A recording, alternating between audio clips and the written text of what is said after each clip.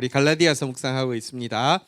2장 11절부터 14절 내용을 보려고 합니다. 11절을 먼저 읽고 시작하도록 하겠습니다. 읽겠습니다. 시작. 게바가 안디옥에 이르렀을 때에 책망받을 일이 있기로 내가 그를 대면하여 책망하였노라. 자, 우리 갈라디아서를 읽고 있는데 신약 성경에서 제일 빠른 성경 세 권은 무엇이냐고 하면요. 한번 따라해 보겠습니다. 마가복음, 데살로니가 전후서, 갈라디아서, 이 세 권이 신약 성경에서 제일 빠른 성경입니다. 복음서 중에서 마가복음이 제일 먼저 쓰여진 성경입니다. 그래서 복음서 중에서 장수도 제일 짧고요.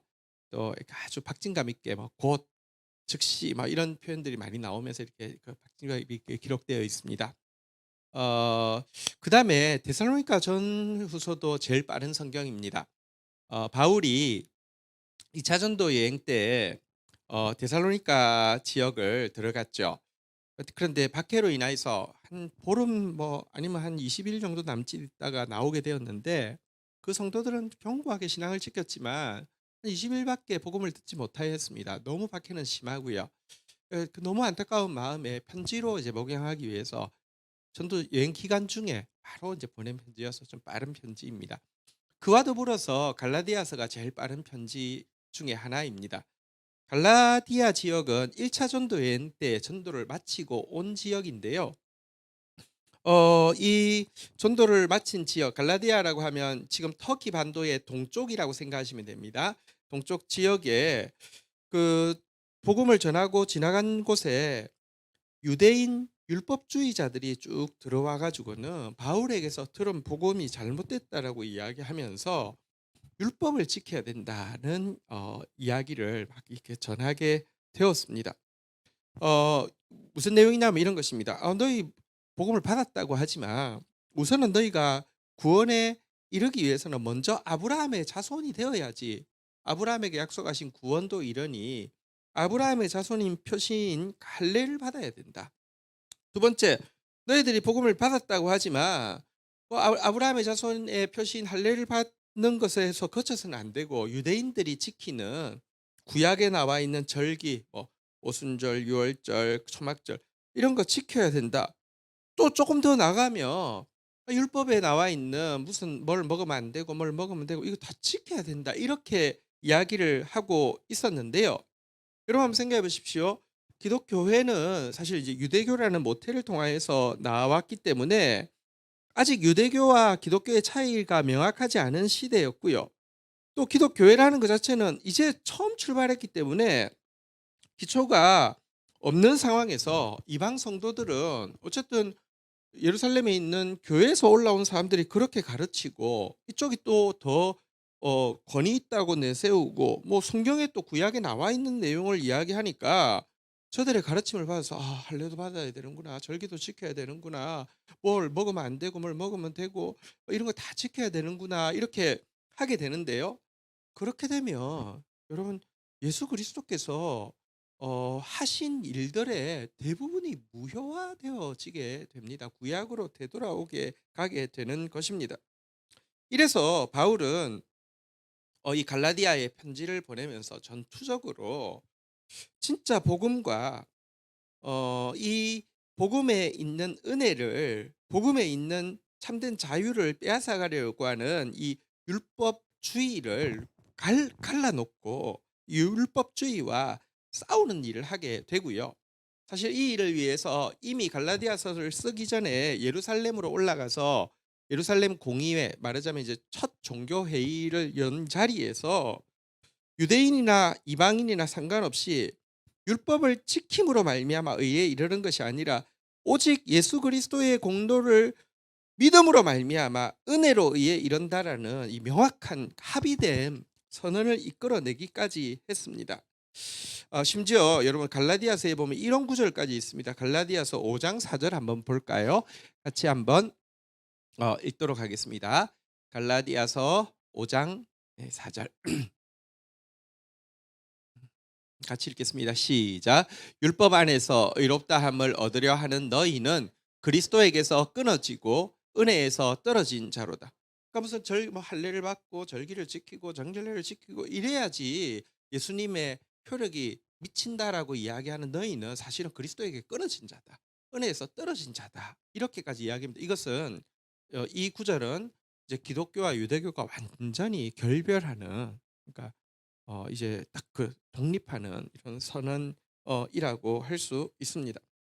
이게 오늘 본문에도 보면 바울이 어쨌든 이 잘못된 율법주의가 복음 안에 은밀하게 들어와서 은혜를 사라지게 하고 은혜 안에 있는 참된 자유를 빼앗아가지 못하게 하기 위해서 얼마나 비타협적으로 투쟁했는지에 대한 에피소드를 하나 보여주고 있는데요. 그것이 우리 11절의 본바대로 베드로를 책망한 일입니다. 11절 한번 내용을 다시 한번 보면요. 한번 따라하겠습니다. 책망받을 일이 있기로 대면하여 책망하였노라. 여러분, 진리 안에는요 책망의 기능이 있습니다. 교훈과 책망과 바르게 함과 의로 교육함인데요. 신자는 어떤 사람이라고 하면 한번 따라하겠습니다. 책망받을 일이 있으면 책망받는 사람, 그가 베드로라도, 캐톨릭에서는 베드로가 교회의 반석이기 때문에, 교회의 수장이기 때문에, 베드로가 교회인데 베드로가 책망받는데 있을 수 없는 일이잖아요. 상관없습니다. 진리는 무엇이냐고 하면요, 누구든지 말씀 앞에서 책망받을 일이 있으면 책망받는 게 복음입니다. 베드로, 심지어 베드로지만 그가 책망받을 일이 있을 때 바울이 대면하여서 책망한 일에 대해서 기록하고 있는데요. 어떤 사건인지 한번 좀 보도록 하겠습니다. 12절 13절 교독하겠습니다. 야고보에게서 온 어떤 이들이 이르기 전에 게바가 이방인들과 함께 먹다가 그들이 오매 그가 할례자들을 두려워하여 떠나 물러가매. 13절 읽겠습니다. 시작. 남은 유대인들도 그와 같이 외식함으로 바나바도 그들의 외식에 유혹이 되었느니라. 자, 베드로가 안디옥 교회에 도착했을 때입니다. 안디옥 교회는 이제 최초로 그리스도인이라는 이름을 받은 것이고요. 안디옥 교회는요 최초로 교회 지도자들이 그 모든 인종이 섞여진, 그러니까 유대인들이 주류를 이루는 교회가 아니라 모든 인종이 섞여서 지도자 그룹을 형성한 첫 교회라고 할 수 있습니다. 여기에 베드로가 찾아오게 되었습니다. 그리고 찾아온 베드로는요, 그 12절 한번 띄워놓을까요? 이방 성도들하고 식사하는 것을 아주 편안하게 식탁 교제를 잘 하게 되었습니다. 왜냐고 하면 베드로 개인에게는요 고넬료 사건의 체험이 있었기 때문이죠. 여러분, 그는 이미 복음 안에서는 이방인과 유대인의 구별이 없다는 사실을 자기 스스로 체험했기 때문에 식사 자체에는 전혀 거리낌이 없었습니다. 다른 유대인들은요 이방인과 식사하면 지옥 가는 줄 알고, 이방인과 식사하면 심지어 기독교인 이방인이라도 그들이 아까 이야기한 대로 무슨 할례를 받았는지 정결례를 지키는지 그릇은 제대로 씻은 건지 손은 제대로 씻은 건지 이거 확인하지 않으면 먹는 것에 굉장히 어려움이 있기 때문에 아예 안 먹었는데, 그리고 베드로는 상관없었습니다. 잘 먹고 있었습니다. 그가 경험했던 고넬료 사건이 무엇인지 잘 아시죠? 그가 기도하고 있는데 하나님께서 자꾸 보따리를 3번 보내는데 안에 부정한 음식이 있어서 저는 안 먹습니다, 안 먹습니다 이랬더니 근데 도대체 이게 뭐지? 3번이나 왜 이걸 잡아먹으라고 하지? 생각하고 있을 때 문을 누가 누른 거예요. 보니까 이방 사람 고넬료가 보낸 하인이 온 거예요. 그러면서 근데 보통 때 같으면 좀 거리끼는 마음이 있었을 텐데 뭘 이렇게 부정한 음식, 다시 말하면 이방인을 상징하는 것인데 3번이나 왔다 갔다 했고 나는 안 먹습니다. 적어도 안 먹습니다. 저는 부정한 거 먹지 않습니다. 3번 이야기했지만 아니 왜 보여주셨을까 생각하던 차에 오니까 이게 무슨 일이지? 이렇게 더 생각을 하게 된 것입니다. 여러분, 사실 이제 기독교는 답을 알려주는 게 아니라 생각하게 하는 종교입니다. 이단은요 혹은 거짓은요 아무 생각하지 마. 너 시키는 대로만 해. 이럽니다. 시키는 대로 막 그 잘못된 시키는 거라도요 맹신을 하기 때문에 그것만큼 정확한 게 없고 그것만큼 분명한 게 없고 그것만큼 과학적인 게 없게 뭐 이런 식으로 이야기를 하면서 따라가는 것이고요. 기독교는 보편적인 경우에 하나님이 답을 주는 게 아니라 생각하게 하세요. 그게 사실은 굉장히 큰 차이입니다. 여러분, 이방 종교에도 환상 체험들이 있습니다. 뭐 막 엑스타시도 경험하고요. 뭐 희한한 표적도 경험합니다. 그 결과 더 생각하지 못하게 하고요. '이 사람 말은 무조건 맞아. 시키는 대로만 해야 돼.' 이렇게 되는 것인데 기독교는요. 여러분 하나님께서 그냥 퀘스천을 준 거예요. 세 번이나 '이게 뭐지?' 기독교는요 자꾸 더 생각하게 하는 거예요. 이게 하나님이 인격적인 하나님이 일하시는 방법이거든요. 이방인이 오니까 그들 이야기를 듣죠. "왜 나를 찾으라고 했냐고." 했더니 보냈냐고 했더니 고넬료라는 사람이 기도하는 중에 하나님께서 이 요바에 가면 게바라는 사람이 있는데 그를 모셔와서 말씀을 들으라고 이야기를 해서 보냈습니다. 이렇게 이야기하니까 '아 거기 가라는 뜻이었구나.'라는 생각에서 갔던 거죠. 가면서도 여러분 베드로 지금 일생일대의 도전입니다. 한 번도 이방인 집에 가본 적이 없어요. 이방인과 식사를 해본 적이 없어요. 유대인들은 그 철저하거든요.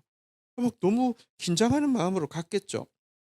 갔는데 여러분 들어가자마자 이렇게 내가 곧 고넬료가 이야기하죠. "내가 곧 당신에게 사람을 보내었는데 오셨으니 잘하였나이다. 이제 우리가 주께서 당신에게 명하신 모든 것을 듣고자 하여" 한번 따라하겠습니다. "다 하나님 앞에 있나이다."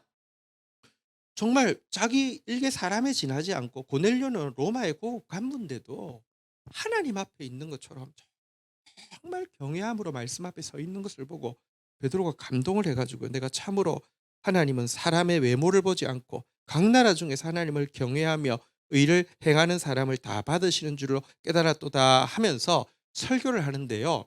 여러분 고넬료의 집에서 베드로가 몇 분 설교했을까요? 제 생각에는요. 한 5 분이 안 되는 것 같아요. 설교 내용이 나와 있는데 사도행전 10장 38 절부터 40 이렇게 3 절까지가 설교 내용입니다. 자 시작하는 절 우리 같이 한번 읽어 볼까요? 시작. 하나님이 나사렛 예수에게 성령과 능력을 기름 붓듯 하셨음에 그가 두루 다니시며 선한 일을 행하시고 마귀에게 눌린 모든 사람을 고치셨으니 이는 하나님이 함께 하셨습니다. 나사렛 예수 이야기를 합니다. 성령의 능력이 기름 부음마 되어서 가는 곳마다 선을 행하고 눌린 사람들을 고쳐 주셨다. 그러니까 달리 이야기하면 정의를 이제 행하셨다. 하나님이 그와 함께 하셨다. 성령이 함께 하시는 예수님 이야기를 시작하면서요. 39 절부터 보면 이렇게 한번 교독을 해 보겠습니다. 우리는 교독을 하겠습니다. 유대인의 땅과 예루살렘에서 그가 행하신 모든 일의 증인이라. 그를 그들이 나무에 달아 죽였으나 40절 읽겠습니다. 시작. 하나님이 사흘 만에 다시 살리사 나타내시되 우린 증인인데 그의 십자가와 부활의 증인이다. 이렇게 이야기하는 것이죠. 41절.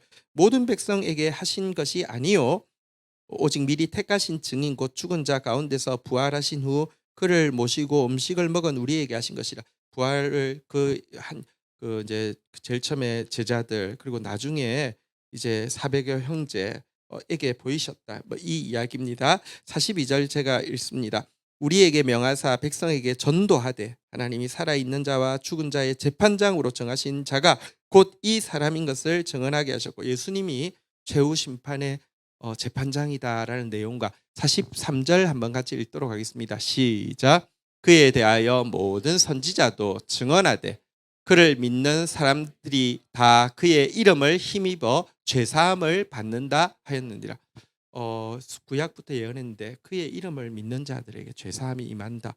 이게 설교 내용의 전부입니다. 굉장히 짧은 내용인데요. 이 설교를 할 때 무슨 일이 일어났습니까? 44절 볼까요? 베드로가 이 말을 할 때 성령이 말씀을 듣는 모든 사람에게 내려오시니 45절을 읽도록 하겠습니다. 시작.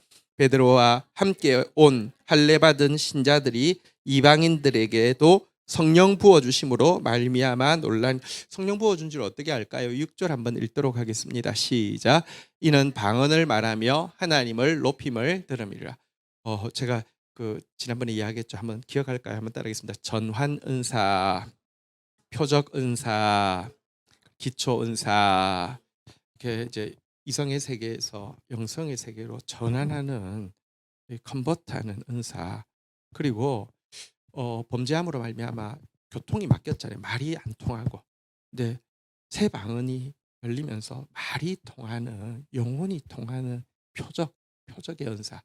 그리고 사실 내가 개인적으로 덕이 세워져서, 그러니까 믿음의 집이 건강하게 세워져서 교회 전체에, 그러니까 하나님 나라를 세우는 이렇게 출발을 할 수 있게 한 기초 은사. 그래서 방언이 딱 이렇게 임한 거예요.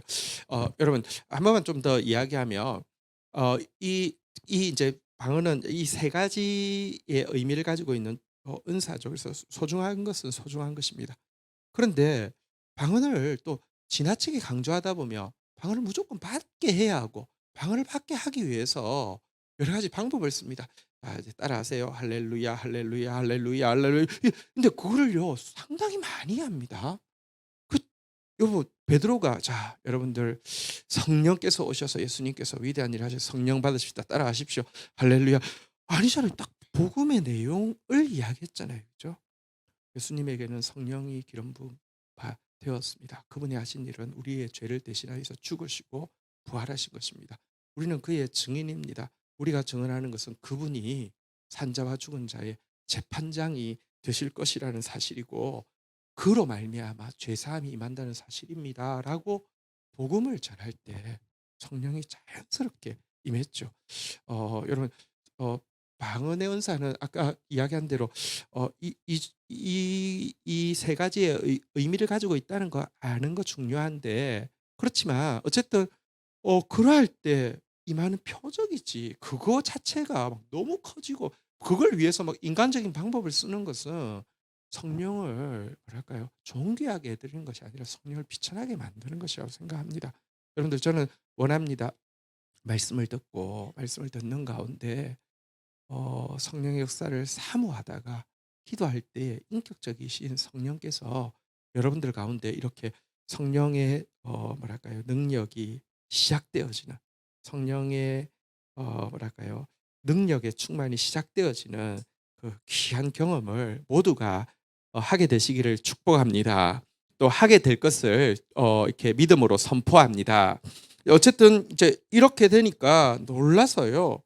어 이제 그가 그들에게 세례를 주었잖아요. 하지만 이 일이 일어나고 나자마자 베드로가 초대교회의 대표나 마찬가지지만, 여러분들, 이 고넬료의 집에 갔다가 요바에서 예루살렘으로 올라갔을 때 막 벌집이 되어 버렸어요. 사도행전 11장 1절부터 나오거든요. 유대에 있는 사도들도, 형제들이 이방인들도 하나님의 말씀을 받았다함을 들었더니, 이방인들이 하나님 말씀 받았다? 할렐루야가 아닙니다. 2절 한번 볼까요? 읽겠습니다. 베드로가 예루살렘에 올라갔을 때 할례자들이 비나요. 이방인들이 말씀 받았다는 거, 할례 받은 유대교 출신의 기독교인들이 막 비난을 합니다. 3절 같이 한번 읽어볼까요? 시작. 이르되 내가 무할례자의 집에 들어가 함께 먹었도다. 이것 때문에 당신이 어떻게 교회 대표로서 그런 짓을 할 수 있냐고 막 완전 벌집을 쑤시는 것처럼 난리가 나버린 것입니다. 그래서 그가 막 변론할 때 그의 변론의 내용을 보면 초대 교회에서 성령의 위치가 어떠한지를 알 수 있습니다. 진리의 영이신 성령의 위치가 얼마나 높은지를 알 수 있는데요. 한번 좀 볼까요? 내가 말을 시작할 때, 다시 말하면 설교가 길지 않았습니다. 아까도 이야기했지만 읽은 내용이 다였던 것 같습니다. 거의 한 5분도 안 된 것 같아요.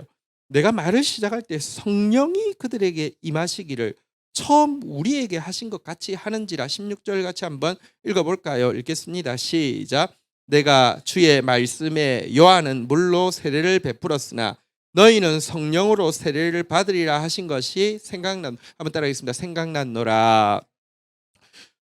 딱 성령 세례를 받는데 성령께서, 자 이제 세례를 베풀어라, 그렇게 하지 않았습니다. 말씀이 생각났습니다. 하나님 대단히 인격적이시고요. 성령이 충만해지면 충만해질수록 그동안 우리가 들었던 말씀들이 생각나요. 이게 성령의 역사입니다. 무당 굿하듯이 이렇게 하지 않아요. 이렇게 계속 우리 생각이요, 자꾸 뭐랄까요, 주님의 생각처럼 깊고 넓고 따뜻하게 만들어 주시는 것이 성령이지, 우리를 로봇처럼 조종하는 게 아니에요. 요한은 물로 세례를 베풀었지만 너는 성령으로 세례를 받으려 했는데 성령으로 세례를 받았으니 17절 한번 볼까요? 그런즉 하나님이 우리가 주 예수 그리스도를 믿을 때 주신 것과 같은 선물을 그들에게도 주셨으니 내가 누구이기에 하나님을 능히 맡겠느냐 하더라. 18절 읽도록 하겠습니다. 시작. 그들이 이 말을 듣고 잠잠하여 하나님께 영광을 돌려 이르되 그러면 하나님께서 이방인에게도 생명 얻는 회개를 주셨도다 하니라.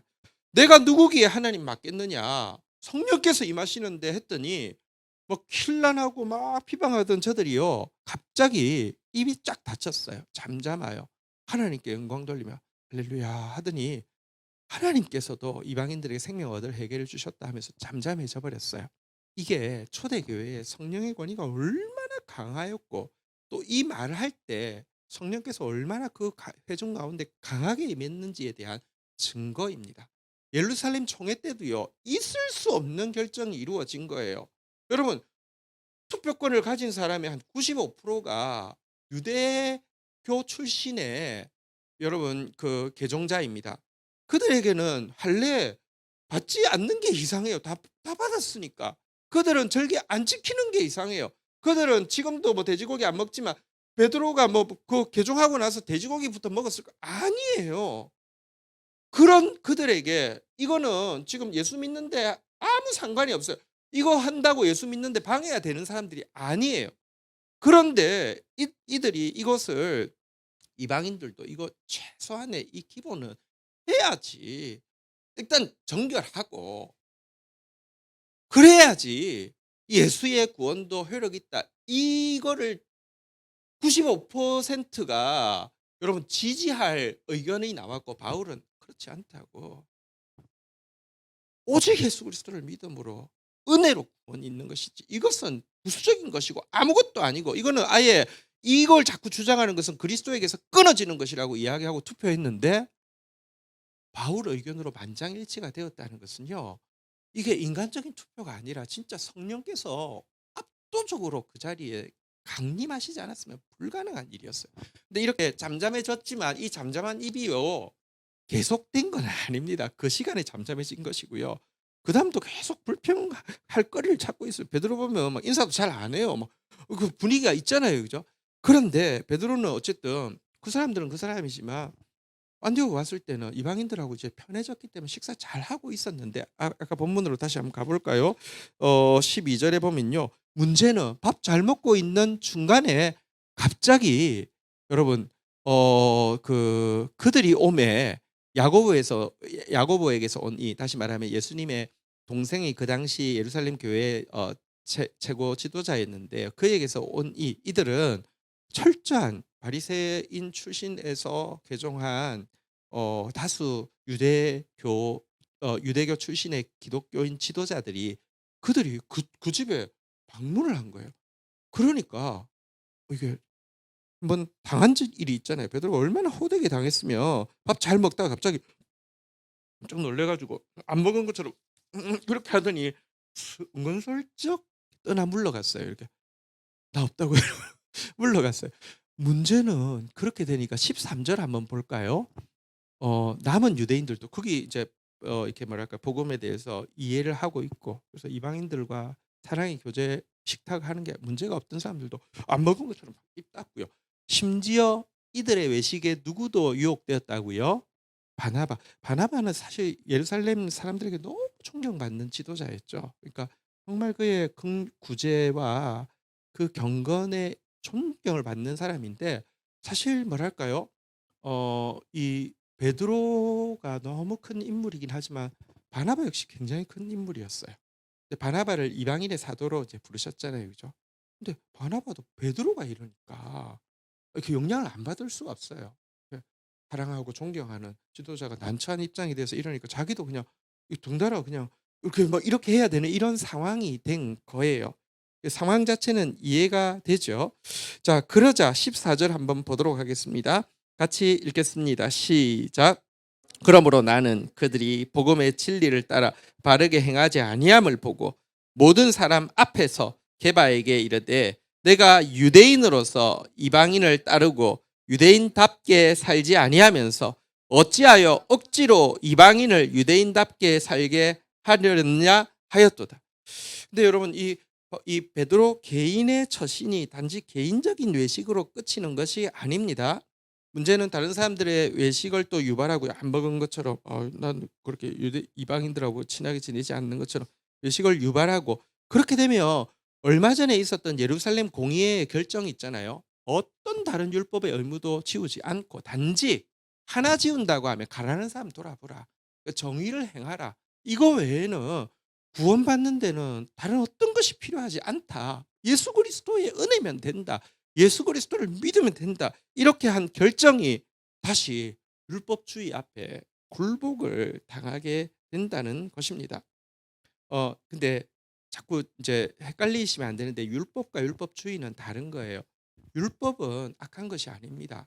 율법은 하나님의 기준이 무엇인지 보여줍니다.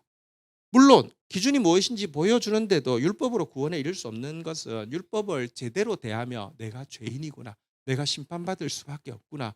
바로 다 나의 망하게 되었도다까지를 보여주는 거예요. 그런데 율법의 끝에 선지서에 보면 메시아가 오셔서 성령으로 말미암아 율법을 제대로 깨닫게도 하고 율법을 지킬 수 있는 새 시대를 줄 것이라는 그 약속 때문에 나는 죄인이고 나는 심판받지만 메시아가 오시면 좋겠다. 메시아를 기다립니다. 그까지가 율법의 목적이에요. 율법 자체는 나쁜 게 아니에요. 율법 없이 은혜가 없어요.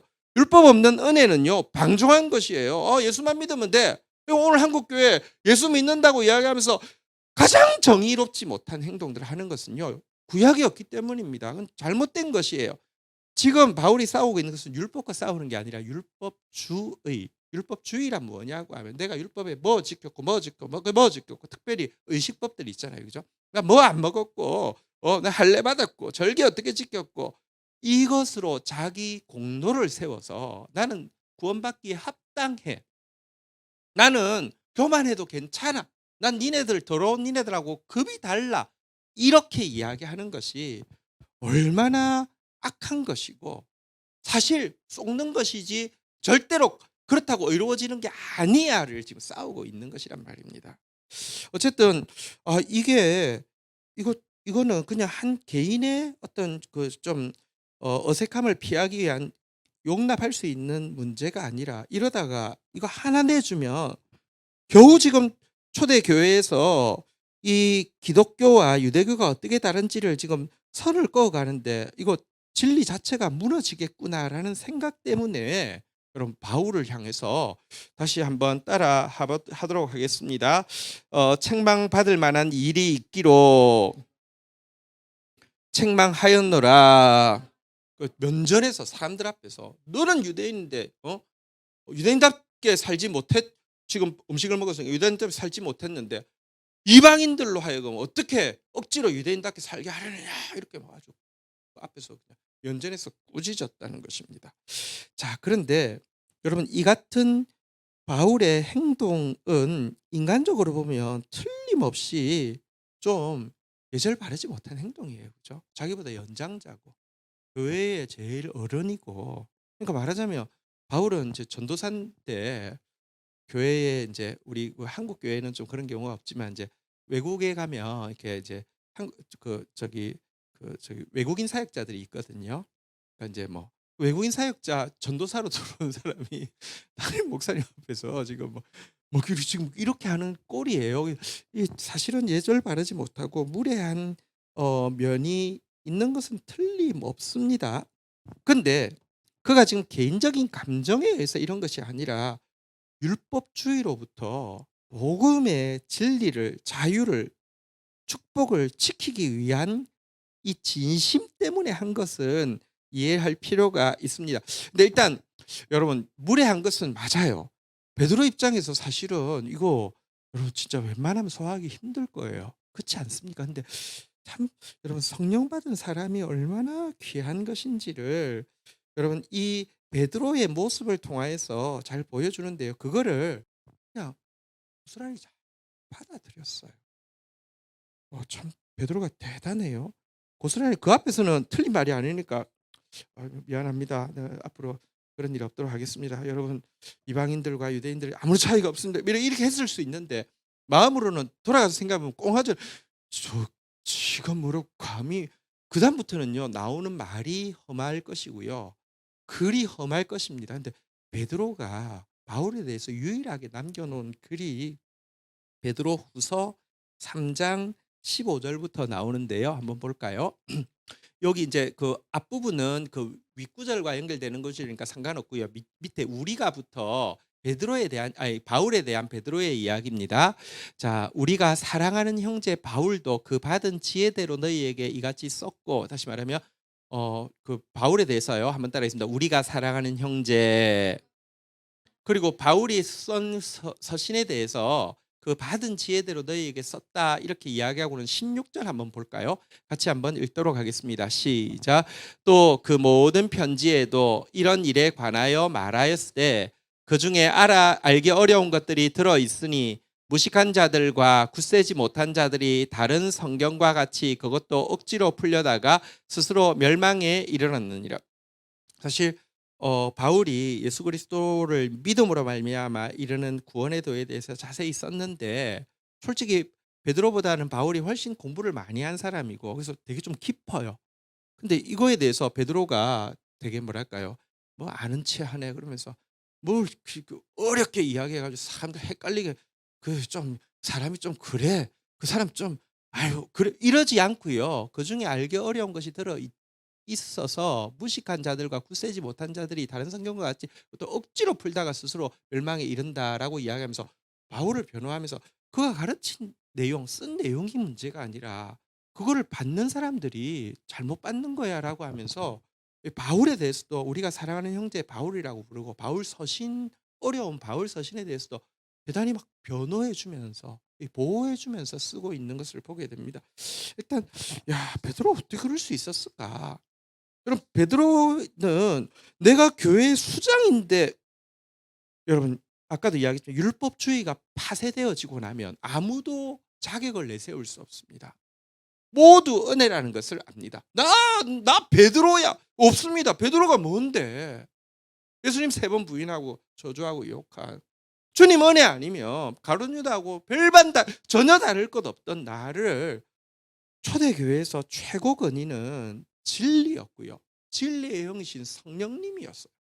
성령님이 이야기하시면 이방인에게 나가고, 성령님이 생각나게 하시면 이방인에게 세례를 주고, 여러분 성령님이 교훈과 책망하고 바르게 하고 의로 교육하는 거 주시면 그 앞에 굴복하고, 그러니까 그런 모욕을 당한 일인데도요, 공개적으로 모욕을 당한 일인데도 잘 받아들였을 뿐만 아니라 완전히 바울을 지금 품고 있는 모습 보십시오. 참 성령 받은 사람이 참 다르다 이런 것을 보여주는 것 같아요. 그러면 한편 아까 바울 이야기를 한번 좀 다시 해보도록. 그러나 이랬거나 저랬거나 바울은 죄송합니다 싸가지가 없지 않습니까? 그리고 약간 이미지가, 바울은 약간 싸가지가 없는 이미지가 있어요. 솔직히 바나바한테도 1차 전도 여행 갔다 오고 나서 얼마나 해대가지고 갈라졌잖아요, 그죠? 물론 그럼 나중에 바울이 바나바에 대해서 얼마나 편지에 너무너무 존경하는 표현을 그의 그 서신에 보면 표현하고 있어요. 왜 그러냐고 하면요. 한번 따라하겠습니다. 옆에 분들에게 한번 인사하겠습니다. 공사 중이라서 그렇습니다. 이해해 주세요. 시작.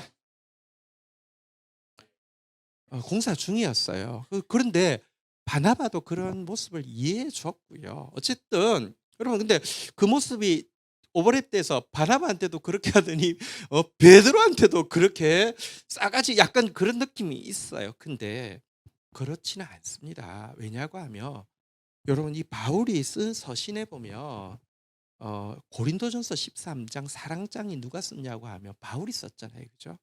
그 이론으로는 그렇게 쓸 수가 없어요. 사랑은 언제나 오래 참고, 사랑은 언제나 온유하며, 사랑은 시기하지 않으며, 자랑하지 아니하고, 교만하지 아니하고.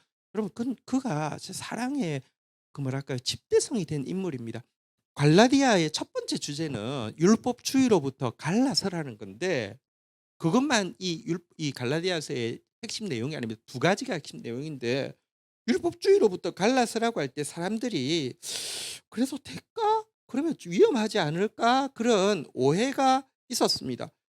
은혜 강조하다 보면 죄에 대한 용서가 너무 쉽고 구원도 너무 값없이 받는 것이라고 하면 너무 쉬워지면 하나님의 공의가 약화되어지지 않을까? 그러니까 차라리 그냥 좀 이 구약의 율법주의는 좀 어려운 게 있잖아요. 그죠? 예수 믿을 때도 좀 이렇게 고생도 하고 어렵게 해야지 그나마 죄를 좀 끊지 않을까? 그러니까 율법주의를 버리는 거에 대해서 약간 '안 될 건데.' 이런 생각들이 있었단 말이에요. 근데 갈라디아서의 첫 번째 주제 율법주의와 철저히 갈라서라는 것이라고 하면 두 번째는 무엇이냐고 하면요. 그 우리에게 참된 은혜와 자유를 주신 진리의 영이 우리 안에 들어오면 율법의 종노릇 하는 자와 비교할 수 없는 사랑의 종노릇을 하게 된다는 것이 갈라디아서의 두 번째 내용입니다. 율법 때문에 저주받을까 봐서 무서워서 하는 이렇게 선행이 아니라 하나님의 성령이 들어오면 하나님을 아빠 아버지라고 친아버지라고 고백하게 되어지고요. 그 사랑으로 말미암는 형제를 바라볼 때 진짜 같은 아버지를 고백하는 한 자녀임을 고백하게 될 때 성령께서 들어오시고 나면요. 그때부터는 율법으로 할 수 없는 사랑의 종노릇을 하게 해 준다는 것입니다. 그래서 갈라디아서에서 제일 유명한 구절 중에 하나가 무엇입니까? 성령의 열매에 대한 내용이죠. 사랑과 희락과 화평과 오래 참음 자비 양성 충성 온유 절제. 성령이 임한 사람은 이런 삶을 산다는 이야기를 합니다.